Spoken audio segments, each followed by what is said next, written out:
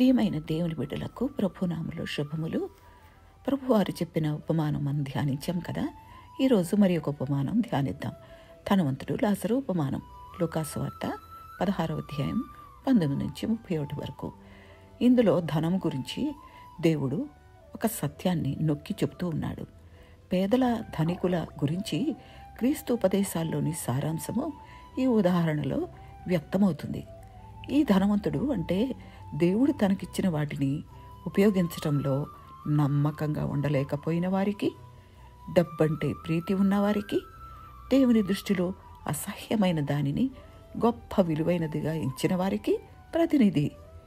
దేవుడు అతనికిచ్చిన ధనాన్ని తన కోసమే దురుపయోగం చేసుకునే నేరాన్ని అతడు ప్రతిరోజు చేశాడు. పేదలకు సహాయం చేయాలన్న తలంపే అతనికి లేదు. లాజరు దిక్కులేని నిరుపేద, కానీ అతనికి సహాయం చేసేందుకు ధనికుడు చిటికిన వేలైనా కదల్చలేదు. ఈ విధంగా అతడు తన స్వార్థపరత్వం, హృదయ కాఠిన్యం కనపరుచుకుంటూ ఉన్నాడు. పేదలకు సహాయం చేయాలని దేవుని వాక్యమంతటా ఘోషిస్తుంటే ఆ వాక్యం పట్ల తిరస్కార భావాన్ని చూపాడు. 2 కొరింథీ 9వ అధ్యాయం 8-10 వచనాల్లో ఇతరులకు ఉదారంగా సంతోషంగా ఇచ్చేవారు నష్టపోరు అని ఉంది.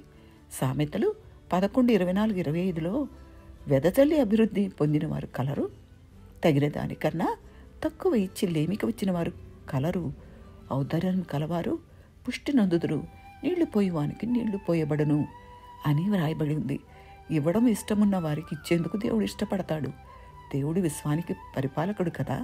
మనిషిని సౌభాగ్యవంతుడిని చేయగలవాడు, లేదా నిరుపేదగా కూడా మార్చగలవాడు.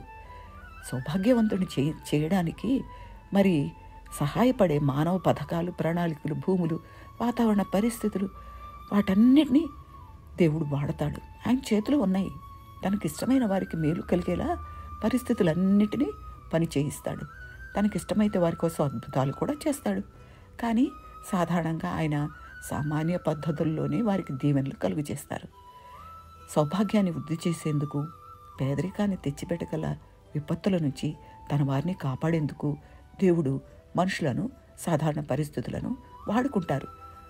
తన వారు ఎప్పుడు తమ భౌతిక ఆధ్యాత్మిక పరిస్థితుల్లో వర్ధిల్లేలా తన కృపను ఎలా కుమ్మరించాలో ఆయనకు తెలుసు. ఆయన అలా చేయడానికి కారణం తాను దీవించిన వారికి ప్రతి మంచి పని కోసం సమృద్ధి ఉండాలనే ఉద్దేశమే.